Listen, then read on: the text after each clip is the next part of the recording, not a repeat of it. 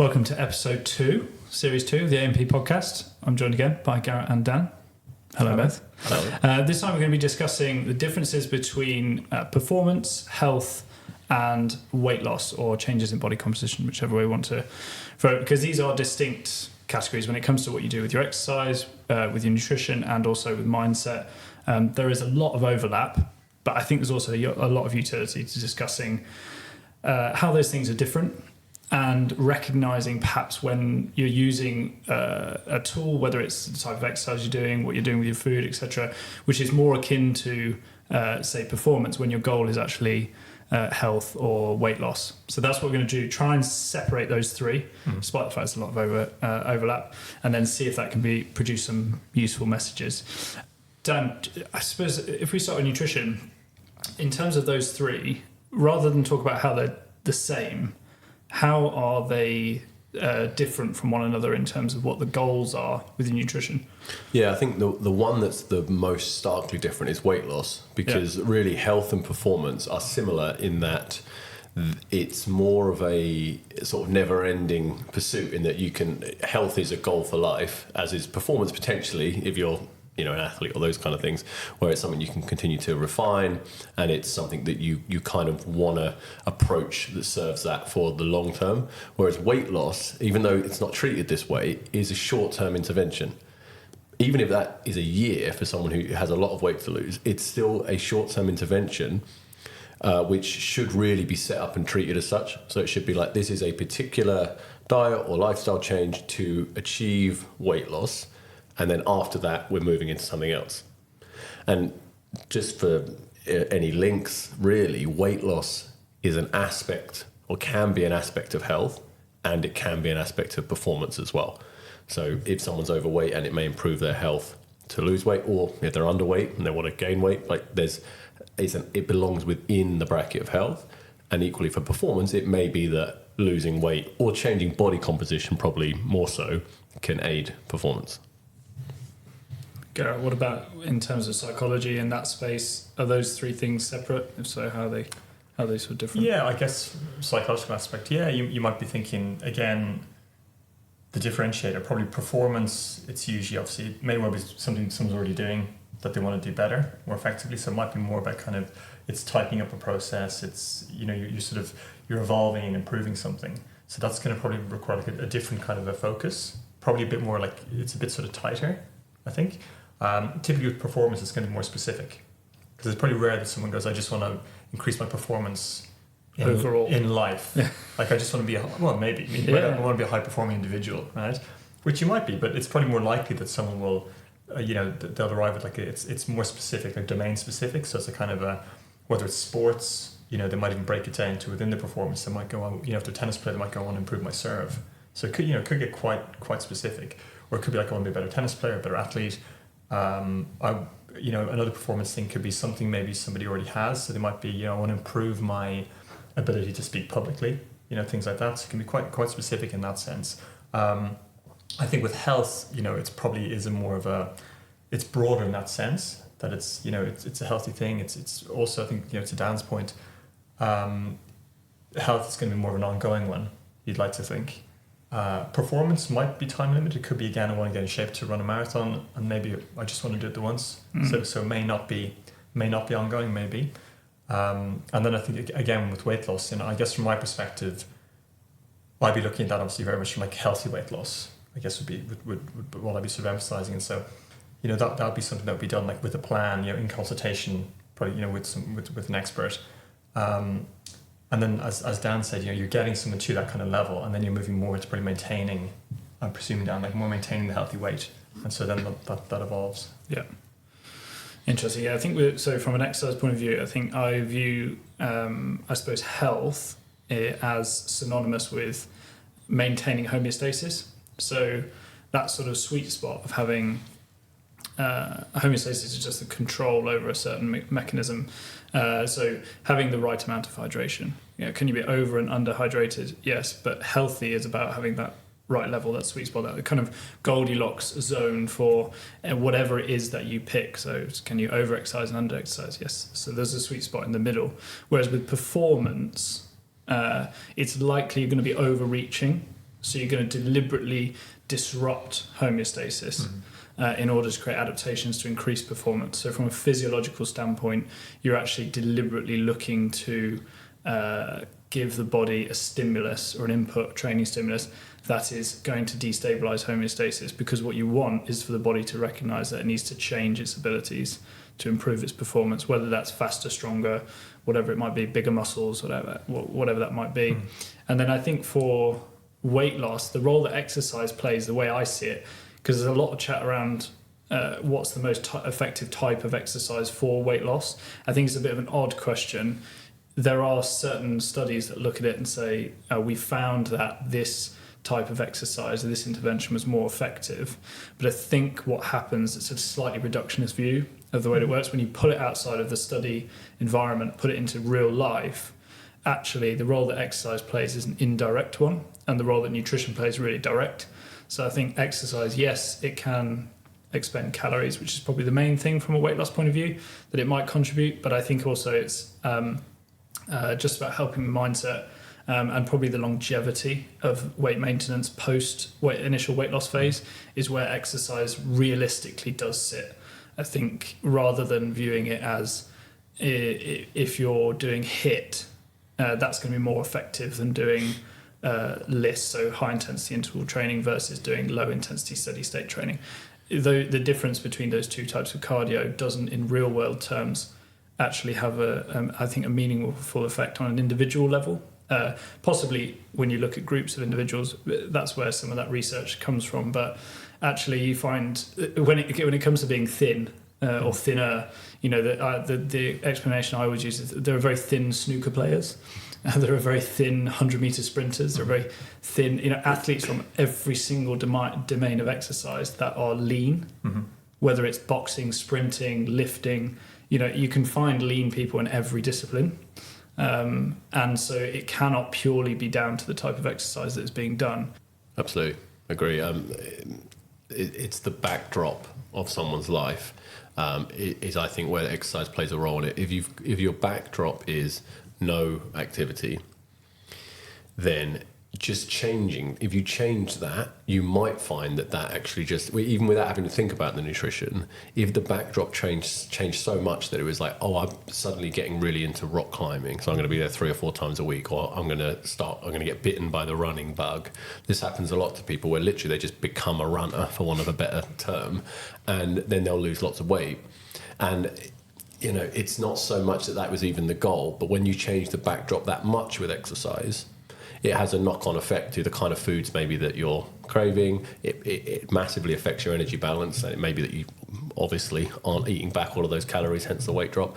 So I think exercise can be, when it almost comes in a sort of real changing of the system. You see this with nutrition as well, with things like someone becoming vegan, and they might not do that in order to lose weight. But that's a massive backdrop change as well, because then when you're in the office and the biscuits are going around and you can't eat them because you're vegan, certainly at the start, and you haven't gone and stocked the cupboards with vegan biscuits that you can eat, there's just loads of situations in which you end up eating less, and often you'll see weight loss with that. So I think exercise as a backdrop change to lifestyle can be big in it. But you're absolutely right, in terms of just sitting down and going, what can I change for weight loss? It's really a sort of icing on the cake, as it were, thing compared to nutritional change, I would say. Yeah. And with weight loss nutrition, you've got calories coming out to create a deficit, but with performance, quite frequently you're looking to put calories into fuel. Yeah. And that's a significant change, I think, in terms of the way that you might approach diet changes for either one of those goals. A good example from my own training is taking on endurance exercise in a serious way for the first time last year. And training for that, going out on these long bike rides, and eventually up to like 3, 4, 5 hours, which is something I'd never done before, so definitely a change of the backdrop. But because I was approaching the nutrition from a performance point of view, so I changed breakfast specifically to try to boost performance off the back of your brilliant advice, Dan. But because that was in there, then there was no weight change at all, which is, I think, what people experience when they go and try to use exercise as a way of losing weight. To my point earlier, it's that you will compensate. I was compensating deliberately, but I think there's compensation subconsciously that happens when you up your activity level. Presumably appetite also increases. Well, this is always what it comes back to, which is if your body's working correctly, then it will try and match energy intake for expenditure. As you say with homeostasis, it's trying to keep you at the same weight.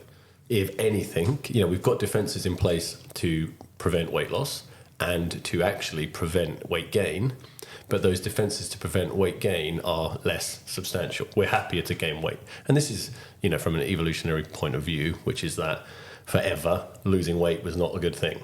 Okay, so if anything, we want to be robust against losing weight. Gaining weight, not so much a problem, because the assumption is that we'll probably be in periods of not a lot of food around and there'll be weight loss again, so it's not such a problem.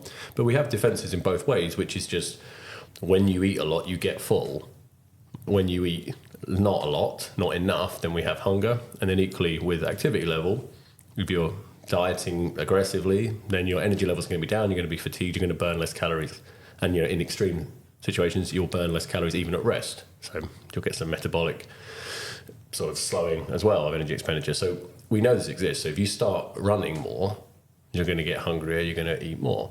When these defenses get overridden is just when you go beyond what your body can get you to compensate for. So I always think a good example of this with obesity is if you've got a 10-year-old watching TV, working his way through a 2-litre bottle of Coke, it's like that's just such a huge amount of calories coming in such a non-filling, not even food, in a liquid form, that whatever the body's trying to do to offset that, it's just not going to be enough to override that crazy amount of calories coming in. And equally, if you're training for a marathon and you're doing, miles and miles a week, it's going to be tough to actually offset that with eating. You'll be hungry, you'll eat more, but you probably won't eat enough to quite offset it. Garrett, from your point of view, you mentioned previously about removing something versus putting something in, and how easy it is to then stick to those goals where you're trying to add something in.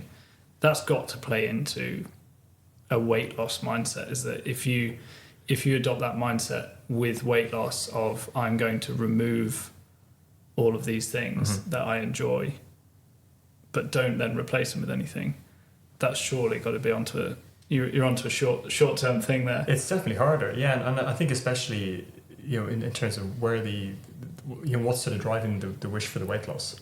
So is that more like a performance aspect, or is it more actually because maybe someone is, they recognize they're not a healthy weight, they want to do something about it. But in part, some of the reason they've got to that point is that actually the food may be playing an emotional role. So they're not just eating for nutrition, right? Like I'm not sort of going, I need to get my calories in, and the problem is that I'm just kind of taking on more calories than I need, right? So it's not sort of just the education thing. It's more that kind of emotional eating, which I think everybody. I'd be really surprised if there's anyone out there who's never had that experience where they've just wanted to go for a snack or something. Maybe they're feeling a bit stressed or a bit annoyed about something, or maybe a bit down. And you see it like in TV shows all the time. There's always a character like the tub of ice cream or something. They've had like the breakup and they've just got the spoon and they're getting into the ice cream. So I think that can absolutely play a part. So if that's almost in a way become my way of soothing myself, or it's become some people might call it like a coping mechanism, then to feel like that's been taken away from me, if I'm not getting something to replace that with, that's a hard thing, right? It's like you're taking my safety from me. Is this a bit like smoke? If somebody's smoking, for instance, and they try to quit smoking, but the cigarette is such a normal part of everyday life when they're stressed out, have a break, that then they've got nothing to do with their hands. They've got fidgety hands. Yeah, and there could be other things. I mean, the smoking, back in the day when people were consistently, say, going into an office maybe 5 days a week into the workplace, there's other things like the smoking is, that gets me away from the desk. I get to meet some fellow smokers who might be friends, colleagues, chance for a bit of organizational gossip, catch up. There's a lot of things you can be getting from it. I think that's a tricky thing for people. Just if you were going to stick on cigarettes for a second, is that if you sort of say to somebody, well, like, what's good about smoking? What you might, the kind of the reflex answer you get from a lot of people would be like, well, nothing. But actually, if you look at it, it'd be very surprising if they're not getting something from it. Because we don't do things for no reason, right? It has to be on some level giving you something. Now, it might be a short-term thing it's giving you that's then got a longer-term consequence, but it's going to be giving you something. And so in a way then to stop, there probably will be a part of the person that feels like something's been taken from them. But this is again about that ability to kind of reframe and actually understand that if it's linked to something meaningful to you, then actually you're gaining something. Right? It's not so much you taking something from me, so I'm gaining something else. I might be gaining fitness, I might be gaining improved lung capacity, I might be gaining, my skin's going to improve, I'm going to feel better myself. It's that kind of reframe. Now that can take a bit of time for people to work on that, but I think that can be one way to respond to that sense of actually having something taken from us. Yeah, Sorry, go on, Dan. There's that kind of breaking the inertia aspect of it. To your point with cigarettes, it's like someone who smokes will be functioning better in their life while they are smoking than in the first couple of weeks of taking that away. Everything will be feeling harder, and they'll probably be irritable and might not even be able to think as clearly. But then it's like with time, what you'd imagine is actually a lot of that would get even better. It's similar with exercise, Russ. When you think about form, if someone has say they're bench pressing, say with flared elbows, press ups with flared elbows, and it's like, all right, we want to maybe change that a little bit into a position that's a bit more optimal to get more pecs involved or whatever, but it's like they're going to be stronger in that technique they've been using for quite a while until you've reworked them into a different position that then eventually they will be stronger at. So there's like a glass ceiling on how well you can perform in a certain way. So weight loss is similar, right? So if someone's overweight, their running capacity is going to be impaired by their weight. But if they go into an extreme diet, their running will get worse because now they'll be in a big old deficit and it's going to be harder to produce energy. But if they lose weight, then eventually the running will be better because at the minute there's a glass ceiling on it. Yeah. So I think with any change like this, there will be that period where at first things are worse just because of the change. Yeah, it's that attribution error, isn't it, of what's making this worse. And one of the things about I think weight loss, the mindset of weight loss is patience. With exercise, you get fairly immediate feedback from an exercise because you're in it in the moment. So you're doing repetitions of exercise of a movement, and your body is telling you how that feels at that particular time. But I think the thing with dieting, potentially in terms of the mindset towards it, is just that delayed gratification that's required. So you can eat a meal that fits in really well with your current approach to weight loss and would in the long term, if strung together with other meals of a like sort, be successful, but you don't immediately look down and your waistband has changed. So you really have to then steel yourself to trust the process and say, oh, that was a win, that's still doing a good thing, but it hasn't immediately had an impact. No. And also, this is more to that point that weight loss is the outlier of these, because to use the smoking analogy, weight loss is the period of time where you have the withdrawal symptoms from the cigarette, and then weight maintenance and a healthy diet and lifestyle for the rest of time is the I've recovered from smoking addiction. Because performance and weight loss are completely inverse on the spectrum of what they're not compatible with each other. The only way in which they're compatible is if you first address weight loss in isolation, and then your performance will be better when you return to fueling properly to perform. In any sport, if an athlete needs to lose weight to perform better, they'll be doing that entirely in the off season. There's no athletes that are competing in, whether it's in football in the season or whatever it is, that are actually competing in a deficit. Yeah, because you see that in boxing, when they get that wrong, that making weight process beforehand can take a good fighter, put them in a poor state of performance because they're essentially in a weight loss approach with their exercise, in the sauna, sweating it out, losing water, losing weight by not eating, and then what you see is the knock-on effect on the performance is always detrimental. Yeah. Combat sports are a slight anomaly in this, in that to be honest, I personally watch a lot of combat sports, and I think it's something that actually should be addressed, because the nature of that of the way it works with the weight classes is that everyone is fighting a hell of a lot lighter than they walk around at, and it's kind of this self-fulfilling loop where it's like you want to. Because there's two aspects, isn't there? There's the weight loss in the camp to get trim and lean, but then what they're doing in terms of basically dehydration before the fight. So they're losing kilos and kilos and kilos in that week before the fight. So as then they weigh in, 24 hours later they rehydrate and they're 10 kilos heavier. Yeah. And they have a weight advantage over their opponent. Yeah, but the problem is both are doing the same thing. So what you then get is two athletes going in who are both 10 kilos, 10 kilos above what the weight class is, but they're both also just absolutely battered themselves for a week. And they're completely depleted. And yeah, you'll get fights that swing because someone just had a really nasty cut, as they call it, and then they're coming back and just a complete mess. You'd surely much rather see two fighters fighting at their best, which would not be doing that complete depleting process. Now, I appreciate we're in the weeds a little bit with this, but you see it. There's some fighters that fight more at their natural weight. And their argument is, yeah, I'm giving up a bit of a weight advantage, but I'm actually going to be all there in the ring rather than just completely... because also just generally from talk about health, like that stuff is extremely dangerous. Those weight cuts for the UFC and for boxing and things like that. But that is probably just a further point to this thing where health and performance can sometimes be in conflict with each other at the highest end of performance. But certainly weight loss and health and performance are in conflict. Yeah. I mean, just to speak to a minute in terms of health, there's a big misconception, I think, that I'm going to try and lose weight and eat healthy and all of this. It's like it's tougher. It's actually quite difficult to have for a lot of people a diet which is well-rounded and really healthy when you're also trying to minimize calories. The time to have the healthiest diet is one where you can fuel your body properly, where you can include, oils and avocados and a lot of these foods, nuts, that get given a bad name for weight loss because they're quite high in calories. It's like when it's weight maintenance, then we can focus more on having all of that. Whereas sometimes for weight loss, it's actually not even that conducive with being able to eat as healthily as you would like to because of the calorie restriction. Yeah. I suppose that does vary slightly because if you are a large, muscular, very active male whose maintenance calories just to maintain your body weight and therefore maintain a healthy balance is much higher, say like 2,500 calories, versus a small female where it could be sub 2,000 calories.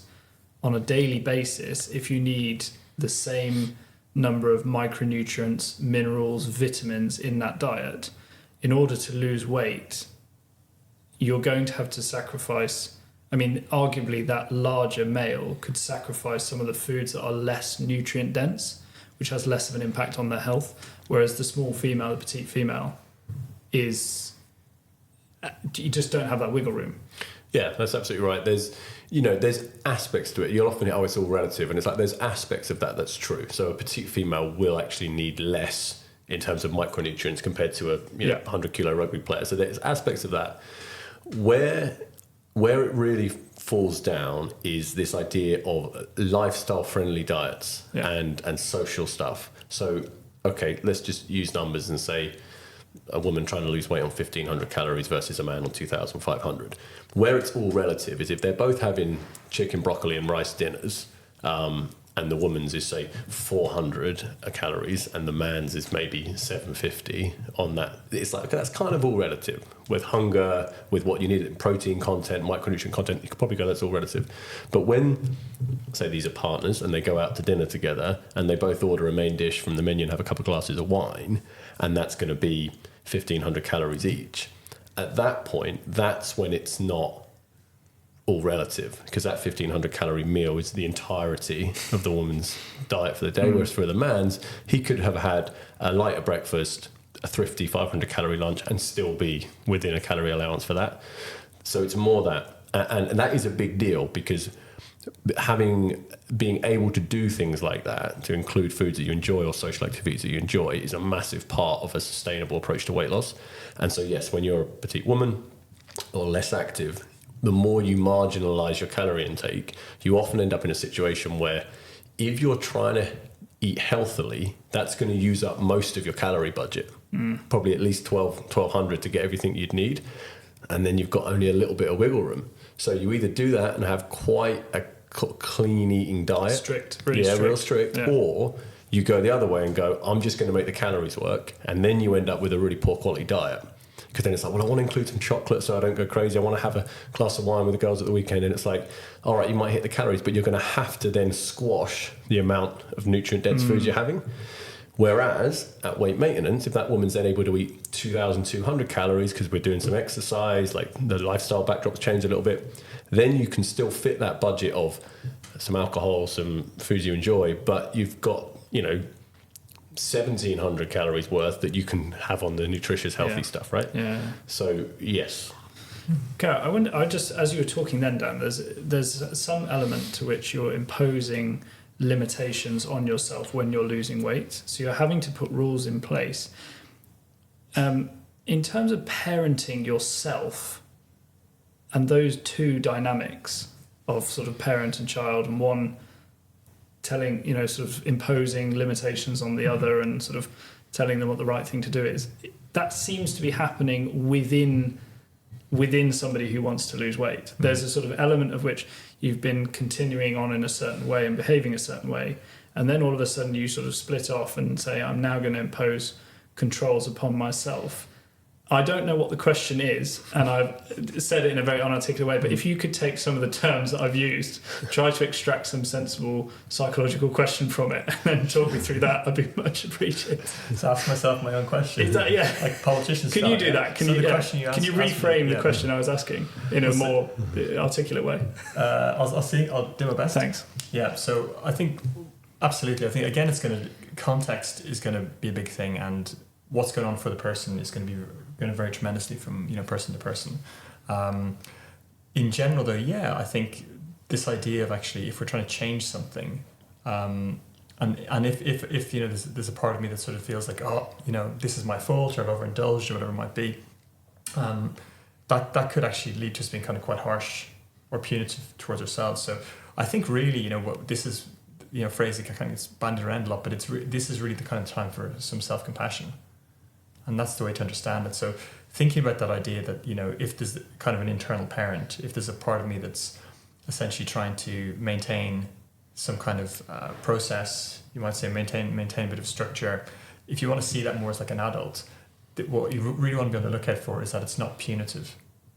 So you want to catch that, if it's overly harsh, if you're overly kind of, critical of yourself.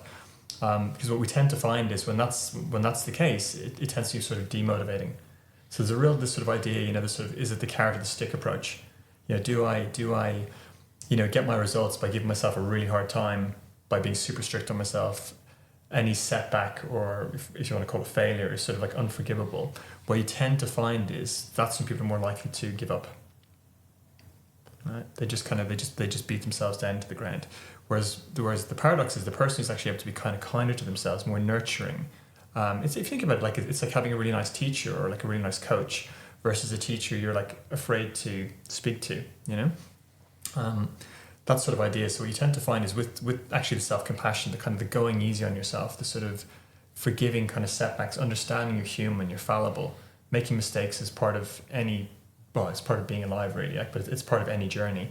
Understanding that, it's consistency over time is what's going to get you there. So that sort of ability to be kind to myself, be nurturing to myself, as opposed to being harsh. When you're nice and kind to yourself, what you actually do is you create a sense of safety within yourself. And when you feel safer, you're more likely to be curious, you're more likely to approach things. Right? Whereas if you create too much of a kind of self-pressure, too much anxiety, not that people are doing this intentionally, by the way, but when this happens, if we start to feel sort of unsafe, what you tend to get is you get more withdrawal. You kind of pull away. So the paradox, in a way, is that self-compassion actually is being self-compassionate to yourself is resilience training. That's the piece you want to recognize. So actually, the more compassionate I am with myself, I actually get more resilient, and so I'm better able actually to approach things. I'm better able to sustain things that are challenging. Because you're more likely to move towards them because you don't feel unsafe about making mistakes. Is that right? Exactly. Mistakes are forgivable, so I can make them. You see, I love the videos of the marshmallow test. Mm-hmm. And if people listening haven't seen it, they should 100% go onto YouTube and watch this. Yeah. Because in that test, they put a marshmallow or a sweet or something in front of a child, and then the adult leaves the room. Mm-hmm. And you just get to watch this, like the range of emotions and thoughts that the kids go through, and they're told not to touch the thing, right? And so some kids just wait, the door closes and they just go bang. Straight away. Nobody's watching me, I'm going to do what I want to do, which is I'm going to take this. And then other kids will try and sit on their hands, and there's sort of like looking in the window when they're going to be back, checking to see if they're going to get told off. Does that inner child stuff play out when you're an adult inside your own mind? Massively. You know, I just think about weight loss with nutrition mainly in terms of temptation and giving in to temptation. I haven't asked a question. I just was hoping that massively. I'm sure Dan can also pick up on a lot of this, because it's going to be a combination. There's going to be the psychological, but there's going to be the physiological as well, because we do end up with kind of cravings for things, and just with the body's biochemistry and things like that. Like obviously, if we're feeling stressed or anxious, our system tends to go more for high energy food, right? So there's more of a draw towards kind of sugary things and stuff like that. So that bit sort of, that's the sort of physiological aspect. But I think the two of them are so intertwined. It's tricky to sort of go when does one start and the other to the begin. But I think being aware of both and actually working on both is a way forward. Yeah, I think the inner parent thing is really fascinating. I'd love to touch a little on that. Just to the point with nutrition in this. And Russ, you're probably better place to talk about it in terms of the neurology of this. But I think something I try and articulate to clients is, if we accept that there's more than one person in the brain, essentially, right? So we have different parts of our brain that are governing different things and different feelings. So just in a kind of zoomed out view, there's the you that wants to lose weight. And you can sit down, you can write that in January, when you know that's you. But then equally, in the moment when the marshmallow or the invitation to go out drinking or whatever is there, it's almost a different you, which is the impulsive, I want that now brain, which is talking and doing that decision.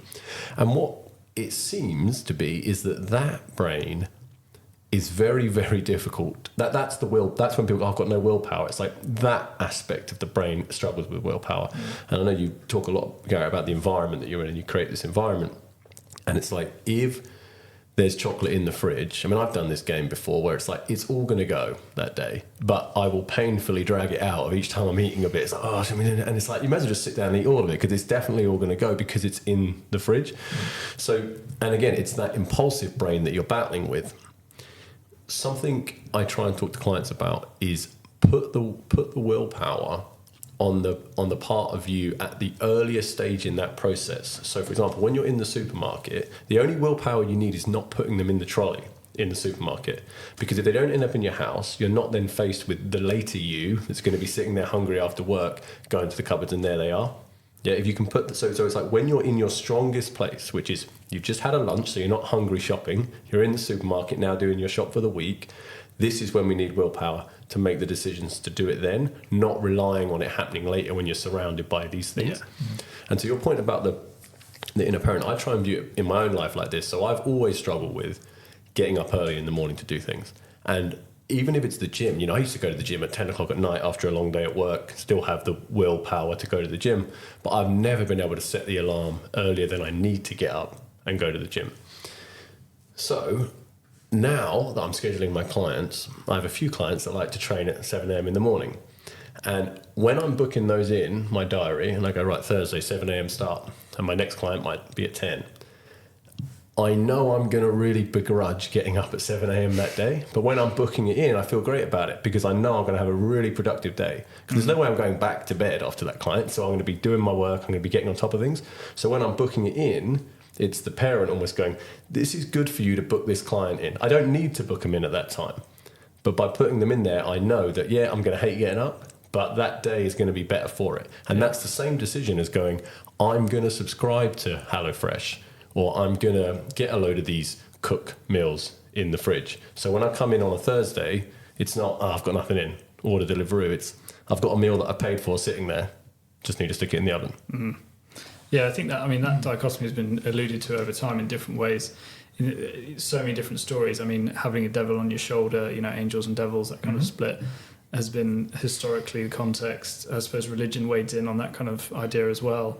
Nowadays, in terms of what I'm studying currently, you talk about it in terms of maybe at neuroanatomy, you'd look at like prefrontal cortex excitability being associated with planning and that sort of pragmatism. Just made up a new word, pragmatism. Whereas the limbic system would be a more kind of emotional part of the brain, which you perhaps would describe as being more impulsive and that sort of stuff. It's been described as the elephant and the rider. As when you're the rider, you're sort of setting the course and the direction and everything. But once the elephant starts going, what is the rider going to do to wrestle back control? It's very difficult. I think Kerry Evans, who was a chap who worked with the All Blacks, he referred to it in terms of blue mind, red mind. The red mist descending means you're not kind of making clear judgments and decisions, and using little tactics to get back into blue mind to think clearly. I think Clive Wood, I use a lot of rugby analogies because Clive Wood was a teacup, so thinking clearly under pressure. So he talked about that, sort of bringing people back into the moment to be able to think clearly. And there was another one as well, but there are loads of old chimp paradox is another classic sort of popular science book that refers to our sort of chimp brain being the one who's a bit more wild. And so that's just to build on some of those. That's the kindness to yourself, I think, which is almost accepting where your weaknesses are, for want of a better term, which is like, okay, I know that I'm going to struggle with this chocolate in the fridge. The kindness, in a way, is going, well, don't put your future self, as it were, in that situation when you've still got the blue mind or the kind of rational brain in charge. It's like, make the decisions then that are going to help you when you're going to be in those tough positions. And this is why I often, when we're like planning the week ahead with clients, it's like, plan your social events at the start of the week. So, okay, don't just slowly drift towards the weekend not knowing what's going to happen, because that's when it's the Thursday and it's like, oh, we're all going down the pub, do you want to go? And you can go, okay, yeah, sure. And then it's, oh, I forgot, actually, I'm seeing friends on Friday and I've got a roast on Sunday. And then it's actually, that's too much. Whereas if you'd already planned it out and said, I know I've got this on Saturday, I know I've got this on Sunday, those are the two for this week, I've got my meal planned on Thursday, it's easier to go, actually, this decision now is bigger than just, do I want a pint? It's, actually, I've got a plan for this week and this isn't in it right now. Yeah. And you can pull back to that. That's interesting, because when you then look at the differences between weight loss, which you alluded to, and performance inherently is inseparable from pressure, because there is pressure to perform, and it's how you handle that pressure and what your abilities are from a physical standpoint. Your physical abilities, can you actually handle that situation? Usually better than somebody else, as well as usually direct comparison and competitive comparison. Whereas with weight loss, a lot of the time, if it is unwound by too much pressure, that's where the mindset is definitely different, because you're looking to use these tactics to take pressure off yourself so that you can be clear about what you're trying to achieve. As soon as the pressure ramps up, then you start making those impulsive decisions, and usually they lead to, sort of binges or breaking your diet, that kind of idea that you've sort of cheated on the diet. And so I was just thinking about, when you were talking about from an exercise point of view, more about performance and the way that you would organize training differently. And I think the thing is, for weight loss, because exercise takes that slightly more of a back seat, and it's a supplementary thing to try and encourage to make the dieting easier, it aligns quite nicely with health, because there's no need to really push the adaptations. So the structure of it can be very much along the lines of, if you do feel really tired when you're trying to lose weight and you don't feel like doing a big session, actually you can just go for a walk, and that will still help to move you towards your goal, but it won't be detrimental for your health. The rigidity of performance from a physical standpoint is, there's a program, we're looking to try and peak at this particular moment. We're trying to get your physicality to its absolute optimum right before a match, right before a fight, right before whatever it might be, whether it's a race or, So we're trying to do everything in a structured, sort of formatted way, which doesn't really line up with that idea of like the whim of how you're feeling on that day. And that's where I think we get the rhetoric around discipline, around all the things that are not self-compassionate, almost ignoring or trying to push to one side anything that doesn't. I'm going to forget which rowing team it was now. Let's go with Redgrave. It must be. It's got to be. They just said anything that makes the boat go faster.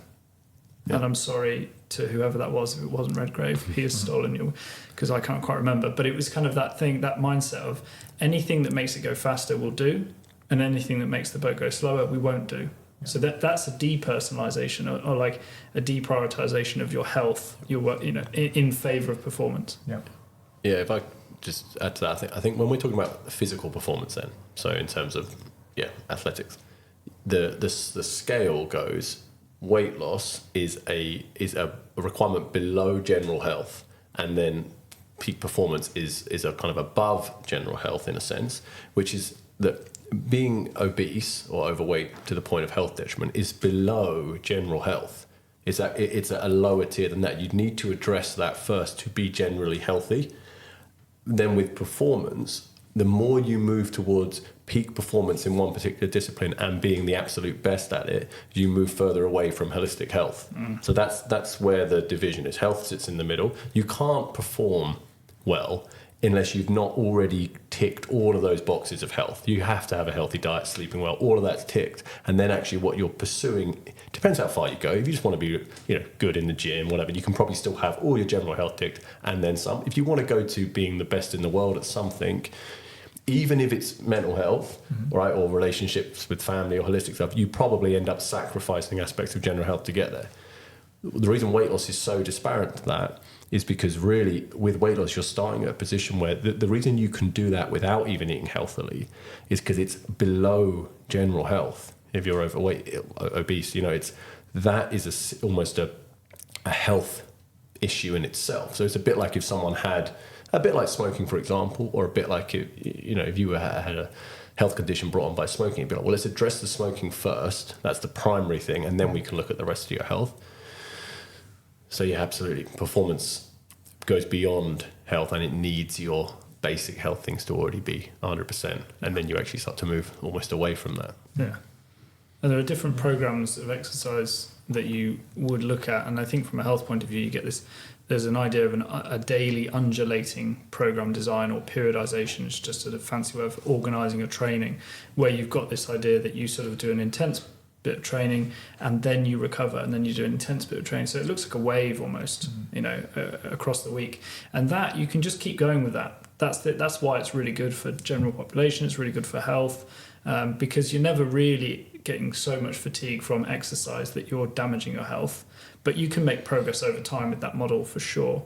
And it's quite fun as well, because some sessions are hard, some are easy, and there's enough variation to keep it mentally stimulating without being physically overwhelming. Whereas you look at some of the periodization models for performance, and you've got this increase in intensity, which takes you from something that's inside your comfort zone at the beginning, where you're doing quite a lot of base technique. You're building whatever your sport or event might be. You're looking at your technique. You're looking at getting the equipment right. Looking at building up miles in the legs or whatever it might be, and then gradually, week by week, in a sort of step format, things get more and more intense. Recovery's harder. Now you start to have to look at recovery strategies. You have to measure things to make sure you're not putting someone in a dangerous position. You're not overtraining. You're not going to damage someone. Not going to pick up an injury. The intensity of both managing the program and also the person who's going through it ramps right up into what's called an overreaching phase, which is definitely where it's detrimental for health, because now at this point the person is deliberately not recovered. You're deliberately pushing the boundaries of what their body can achieve, and you're putting them back into training sessions, exercise sessions when they're fatigued. Yeah. And that's when you start to see that the other athletes or other people drop off at that point, either because they don't have the right support in place, they don't have the mindset, the resilience to be able to do that. You start needing all of these additional skills in order to outperform other people who at that point start to drop off because their health is suffering. So that's the weird thing about performance, is the higher, like you said, the higher you go, the more those things get sacrificed because the harder you're pushing. And then you've got this interesting phase just before performance where you do something called tapering off. And they can be different lengths, but that's where you reduce the exercise intensity and frequency back down to something that's recoverable easily for that athlete. And at that point, the interesting thing for me is, and where I love geeking out, is that the body is then super compensating by creating these adaptations right down to the cellular level, so that you are reducing, essentially what the body is reducing, it's reducing inefficiencies. That's essentially what it boils down to. So if a muscle fibre isn't capable of being able to produce the contraction that's needed to lift a certain weight, certain mechanisms within that muscle fibre will supercompensate and adapt so that the cell behaviour changes, and then the organism behaviour changes so that it can then meet the demands of what. But in order to do that, you have to place those demands on someone so frequently that the body to separate it out and humanize it slightly, assumes that it's going to be a requirement for survival, basically. So you're looking at putting somebody in essentially what was a sort of survival state, which nowadays in modern life we don't do very often. We've got a lot of creature comforts, so we don't need to do that. So I think that's why, for me, at the higher levels of high performance physically, you have to look at nutrition, you have to look at mindset, because they're the skills that are required to keep you training, keep you pushing that far. It comes back a bit to this thing about the inertia changing, right? Which is that of the two, really, weight loss and performance come out as looking as the two hard ones.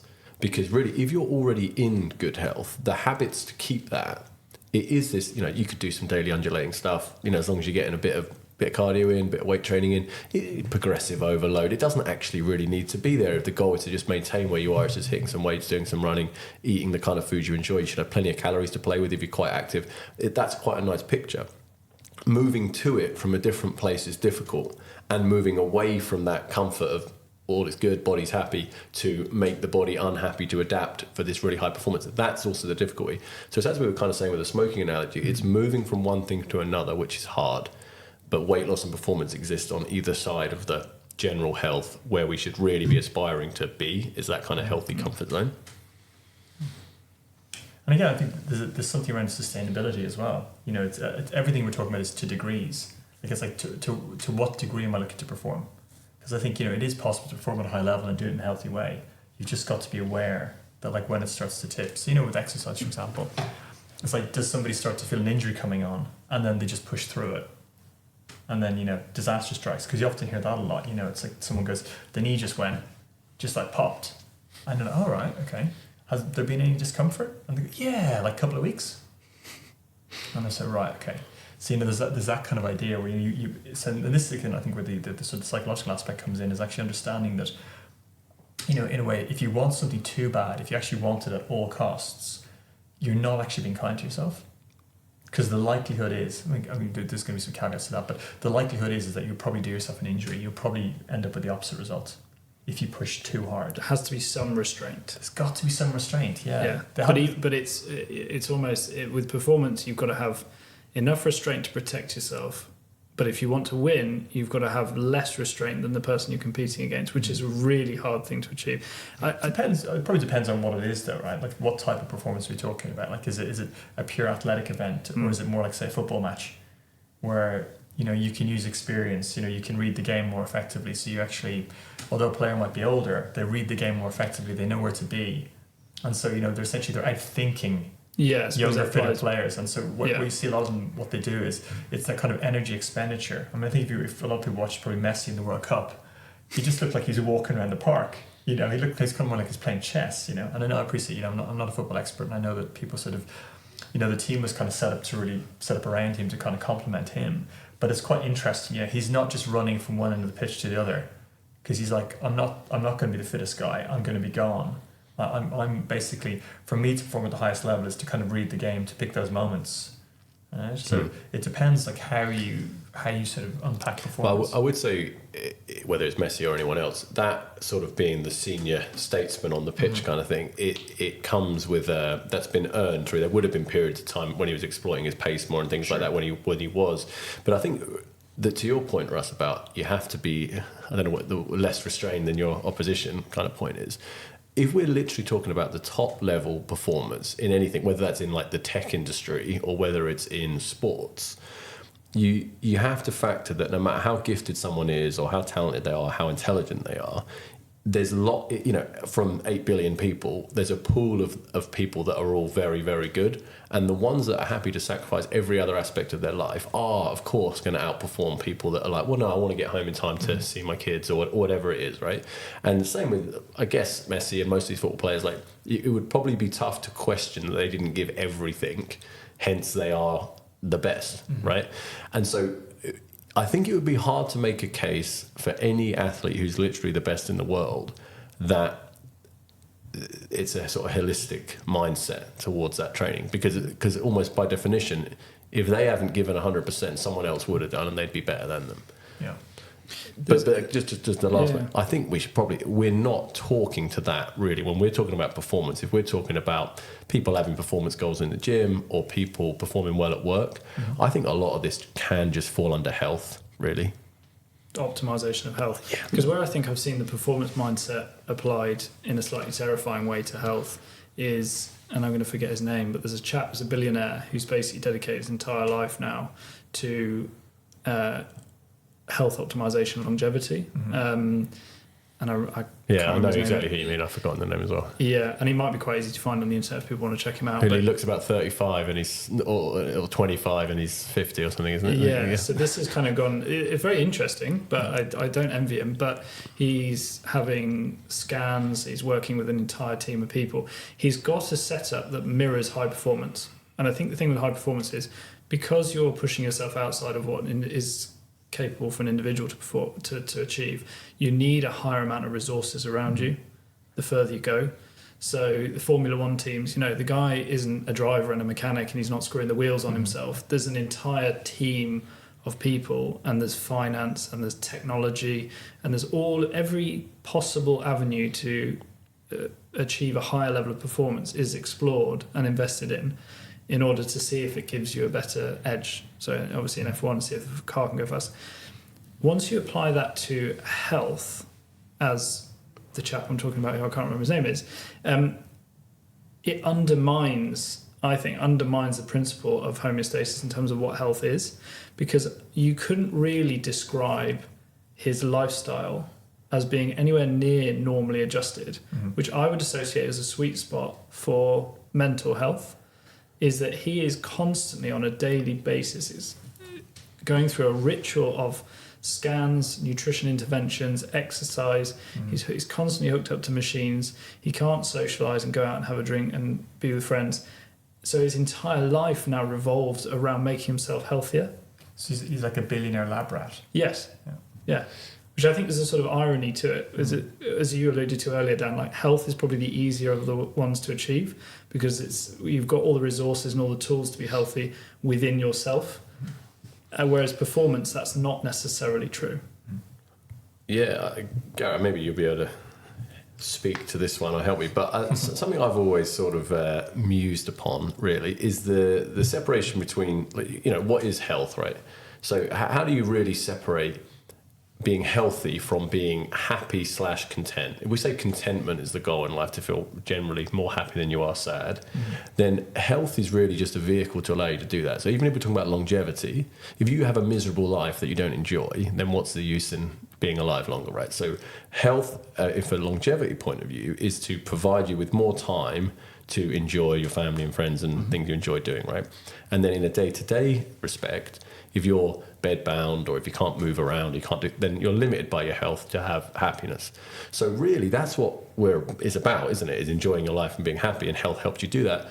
So if you are in this chap's situation, if every day is a chore having to do all of these things, even though all of his blood work's great, you might go, well, is that health because he's not happy? I actually think from listening to the bloke, he is pretty happy. Yeah. And he loves doing what he's doing. So I think in that regard, you'd probably go, if it works for you kind of thing.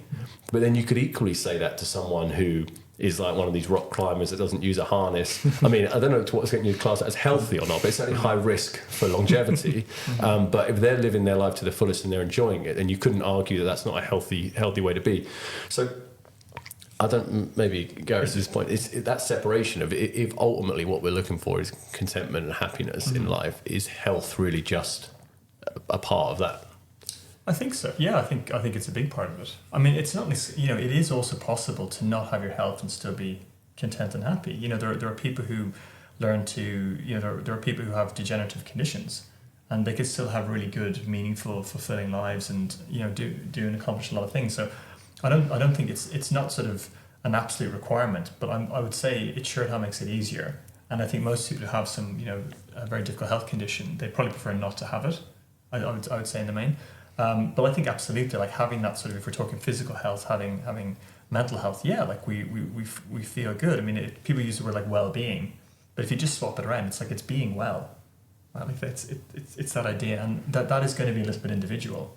But I do think most of us probably, if there's kind of like a bell curve, I think most people are probably kind of there's going to be kind of the centre groupie, and then you're a little bit left to right of centre, and then there's people a bit more at an extreme. And you'll probably find someone who is, doing rock climbing without a harness. They're probably a little bit out there, and it's a tricky one. I mean, I think psychologists and other people will debate the fact. They'll go, is this person, like, are they okay psychologically? Is there, but it's some of them do seem to be pretty content individuals, but to engage in that kind of risk, it's hard to know. Same thing with we could probably pick a few of the tennis players who are still going, and it's like, how many slams do you need? Like some of the male players, and again, is that more like a temperamental thing within the person, that they just have a sort of they're wired essentially to have kind of a monofocus, and they're just, that is when they're at their happiest, just doing like this one thing. And because some of us are more generalised. We seem to have a dual standard around acceptance of putting yourself in physical harm in different contexts. So there's sort of putting yourself in the way of likely harm on the basis that other people quite like watching you do what you do. And then somebody else who hasn't got an audience putting themselves in likely harm, we immediately assume that there is something wrong with their mental health. Why would they want to injure themselves? Why would they want to harm themselves? Yeah. And yet this is almost a given of certain activities. We watch UFC fighters only be able to end fights by either submitting or knocking out the other individual. Yeah. I mean, it's just a dual standard that I struggle with. It's probably why there's a debate, probably why we've spent an hour raising more questions over this than we have answers. Yeah. Well, mate, definitely. And I think the most clear and obvious example of that is the way people justify what you'd now call fat shaming, I guess, by going, oh, it's so unhealthy for that person. Or like, oh, no, I'm not saying, I'm just saying, well, they're overweight and it's really bad for their health. It's like, do they have a concern about the rock climber or the UFC fighter? I mean, I love UFC, but we're watching people basically ensure degenerative brain conditions, more or less, with like if we're worried about rugby and all the storm that's going on in rugby about head conditions, and you're watching people get knocked out, have seizures, and we're watching that like, oh, these guys are such dedicated athletes, and yet if someone's overweight, it's so bad for that. That's a completely sort of red herring, that people's prejudice towards people that are obese is because of a concern for their health. It's not that at all. It's an ability to pat yourself on the back for something that's probably largely not actually even anything of your own doing, other than just listening to your body and your environment to say, I'm not like that person, I'm in some way better. That's what that is. Yeah. But it's a good example of that, how we have completely different standards for what we accept of how people interact with health risks. Right, again, I feel we could go on for some time, but we're going to draw it to a close there. Thank you very much for listening, and thank you guys for chatting. Thank you. I'll play us out. It's like the Wii music. Yeah, we love this outro. It's great. It's good. It's weirdly become the signature thing. Did you have this? Thanks, guys. We'll Stop music next time. One that's become the trademark.